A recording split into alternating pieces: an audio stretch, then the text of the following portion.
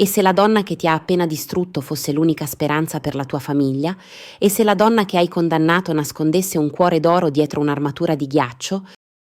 In un mondo dove la verità è un lusso e la sopravvivenza una scelta, scoprirai che il bene e il male si intrecciano in modi inaspettati. Ciao, sono Rossana.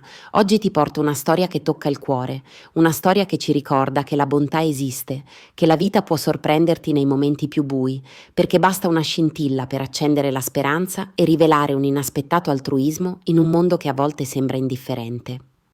Il corridoio vuoto del grattacielo di Porto Azzurro tremò sotto l'eco delle parole di Vittoria De Rossi. Sei licenziato, adesso, subito.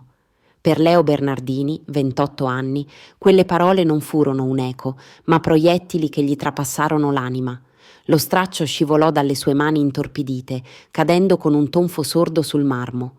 Il sangue gli si gelò nelle vene. Signora, quale colpa ho commesso? La replica fu secca, definitiva. Hai parlato in tedesco. Vittoria, 35 anni, la mente dietro l'imponente De Rossi Group, si avvicinò. Ogni passo dei suoi tacchi risuonava come un inesorabile scandire del tempo verso la fine di qualcosa. I suoi occhi verdi ardevano di una furia incontenibile. In questa azienda si parla italiano. Per Leo l'intera esistenza sembrò crollare. Un'unica, sommessa imprecazione in tedesco, scheisse, gli scivolò tra le labbra mentre cercava freneticamente le chiavi. Ed ecco, la sua esistenza si frantumò in un istante. Signora De Rossi, potrei fornirle una spiegazione? Ho vissuto a lungo in Germania, parlavo solo tra me e... Non mi interessa, fuori dai miei uffici, immediatamente. Ma mentre gli occhi di Vittoria lo trafiggevano con disprezzo, un lampo illuminò la mente di Leo. La telefonata di quella mattina. Lei, proprio lei, aveva usato il tedesco. Aveva sentito parlare di carte falsificate, di milioni occultati, di una frode destinata a spazzare via la vita di centinaia di investitori. E adesso lui era l'unico a custodire quella scottante verità. In quell'istante il cellulare di Leo vibrò nella tasca. Un messaggio da Anna, sua sorella. Leo, papà ha avuto un altro infarto. I medici sono chiari. Senza 50.000 euro per l'operazione non supererà la settimana. Ti supplico, aiutaci. Leo sollevò lo sguardo su Vittoria, già intenta a rientrare nel suo lussuoso ufficio. Poi i suoi occhi tornarono sul display. La donna che l'aveva appena annientato deteneva il potere sul destino di suo padre. E tra le sue mani lui stringeva il segreto che poteva distruggere lei. Signora De Rossi, la voce di Leo eruppe, un attimo prima che la porta si chiudesse. Vittoria si voltò, l'irritazione dipinta sul volto. Cosa pretendi ancora? Leo la fissò negli occhi, con una calma che non sapeva di possedere. Domani mattina una busta l'attenderà sulla sua scrivania. Legga attentamente. Poi mi richiami. Il sorriso gelido sul volto di Vittoria si dissolse. Quella mattina, alle 9:15 precise, mentre Leo era intento a lucidare i vetri dell'ufficio di Vittoria, una telefonata squillò, destinata a cambiare per sempre il corso della sua vita. La porta era rimasta leggermente aperta. La voce di Vittoria, solitamente un monolite di controllo, ora tremava di paura. Ja, ich weiß. Die gefälschten Dokumente sind bereit. 50 Millionen Euro. Niemand darf es jemals erfahren. Sì, lo so, i documenti falsificati sono pronti. 50 milioni di euro. Nessuno deve mai saperlo. Dopo il diploma, Leo aveva trascorso 2 anni in una fabbrica a Monaco. Parlava il tedesco in modo impeccabile. Ciò che aveva udito lo aveva immobilizzato. Vittoria stava orchestrando la più grande truffa finanziaria degli ultimi decenni, documenti contraffatti per nascondere 50 milioni di euro, risparmi di ignari investitori, destinati a sparire in conti svizzeri intestati a società fantasma. Aveva ascoltato ogni singola parola, i nomi delle banche, le date precise dei trasferimenti, i codici dei conti segreti. Leo aveva continuato il suo lavoro di pulizia, ma ogni frammento di quella conversazione si era impresso nella sua memoria con la forza del fuoco. Ora, 12 ore dopo essere stato brutalmente licenziato, Leo sedeva nella sua modesta cucina di periferia. Una penna in mano, un foglio bianco davanti. Scrisse lentamente, con caratteri stampatello ben marcati. Sono a conoscenza di ogni dettaglio della truffa dei 50 milioni. So dei documenti falsificati, dei conti svizzeri, svizzeri, delle date dei trasferimenti, 50.000 euro in contanti, altrimenti domani mattina ogni quotidiano d'Italia avrà la storia completa. Domani sera, ore 20, Ponte del Drago a Porto Azzurro. Venga sola. Mentre le parole prendevano forma sul foglio, il telefono squillò. Era Anna, sua sorella, in preda al pianto. Leo, papà è peggiorato. Gli restano solo poche ore. Se non troviamo i soldi per l'intervento stanotte... Leo chiuse gli occhi. Non era un criminale, non aveva mai torto un capello a nessuno, ma a volte la vita ti costringe a scegliere tra il giusto e il necessario, e suo padre stava lottando contro la morte.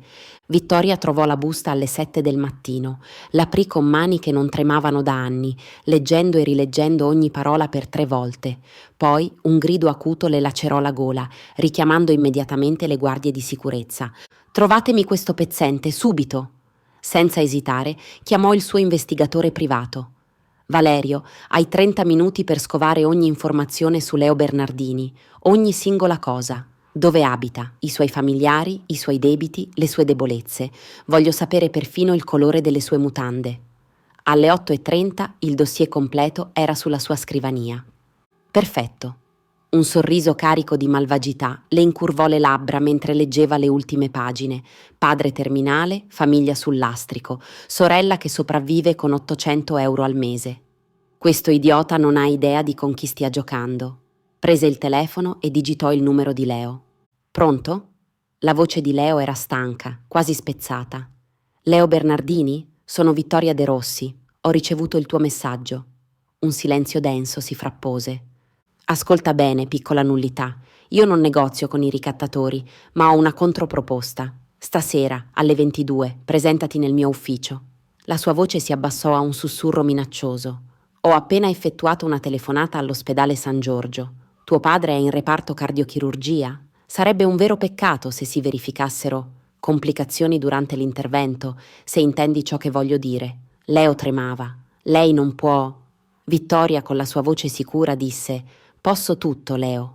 Ho edificato un impero da 500 milioni di euro. Credi davvero che un topolino come te possa incutermi timore? Vieni stasera e prega che io sia di buon umore». Riattaccò, un sorriso di ghiaccio dipinto sul volto. Ma ciò che Vittoria ignorava era che Leo aveva registrato l'intera conversazione in tedesco di quella mattina. E ora aveva appena registrato anche le sue minacce. Il gioco era appena iniziato. Alle 22 in punto, Leo varcò la soglia dell'ufficio di Vittoria, tremando. Si aspettava guardie del corpo imponenti, avvocati astuti, forse persino pistole. Invece trovò solo lei, seduta dietro la scrivania, una bottiglia di whisky aperta e gli occhi arrossati dal pianto. «Siediti, Leo». La sua voce era irriconoscibile, rotta, sorprendentemente umana. «Non ho tempo per i tuoi scherzi. Signora De Rossi, mio padre sta morendo. Voglio i 50.000 euro e sparirò». Vittoria rise, un suono amaro, mentre versava whisky in 2 bicchieri. 50.000 euro? Credi davvero che tutto questo sia solo una questione di soldi? Vittoria aprì un cassetto ed estrasse una pila di documenti ufficiali. «Questi sono i documenti che hai sentito nella telefonata in tedesco, Leo. Guardali attentamente». Leo prese i fogli con diffidenza. Man mano che le sue pupille scorrevano sulle righe, il suo viso impallidiva sempre di più. Ospedale San Giorgio, donazione anonima, reparto cardiochirurgia, 2 milioni di euro. Ospedale Sacra Famiglia, donazione anonima, terapia intensiva pediatrica, 1,5 milioni di euro. Casa Famiglia Cuore Amico, donazione anonima, 800.000 euro. L'elenco si protraeva per pagine intere. «Non capisco», disse Leo con la voce spezzata.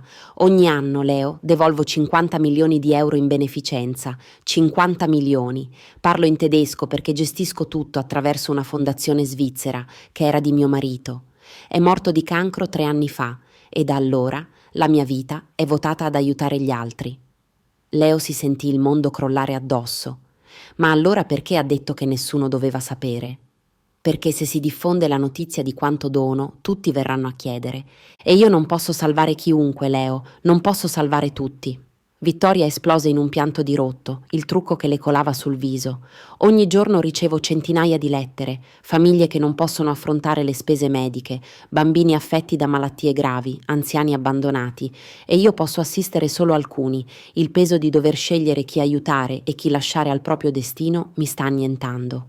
Leo la guardò in silenzio, una consapevolezza agghiacciante gli si fece strada. Aveva giudicato male la persona più generosa che avesse mai incontrato. Signora De Rossi, io non sapevo. Nessuno lo sa, Leo. Vittoria si asciugò le lacrime e fissò Leo dritto negli occhi. Sai cosa farò? Ti darò i 50.000 euro per tuo padre.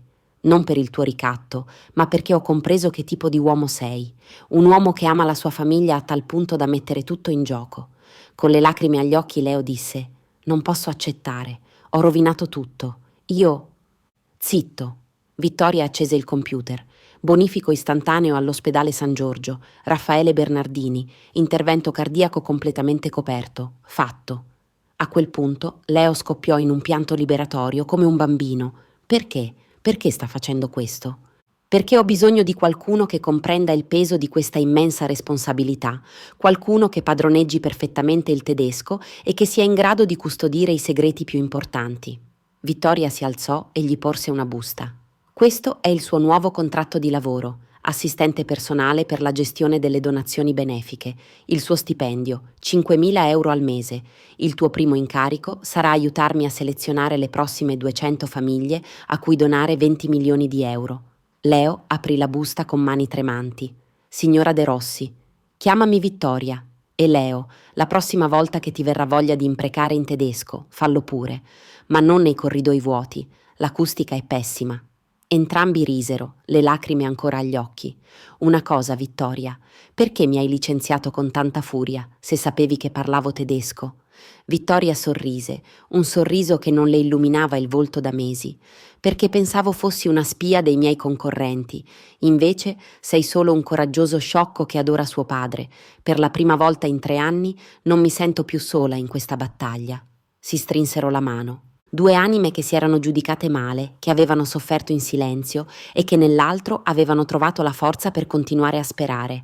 Il cuore di Raffaele Bernardini tornò a battere regolarmente.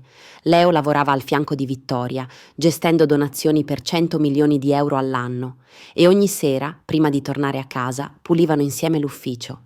Non per obbligo, ma perché avevano compreso che persino i gesti più umili, se compiuti con amore, hanno il potere di salvare il mondo. Leo, disse Vittoria una sera, mentre osservava Porto Azzurro illuminarsi dalla finestra del grattacielo. Sì? Domani giungerà una lettera da una famiglia di Caserta. Il loro bambino necessita di un'operazione da 200.000 euro. Pensi che dovremmo aiutarli? Leo sorrise. Vittoria, non è più una domanda che devi porti da sola. Hai ragione, non sono più sola. E mentre Porto Azzurro brillava sotto di loro, 2 cuori infranti avevano scoperto il modo di fondersi in uno, più forte. Se questa storia ti ha toccato l'anima fino alle lacrime, condividila, perché dietro ogni giudizio affrettato si nasconde sempre una verità capace di stravolgere tutto.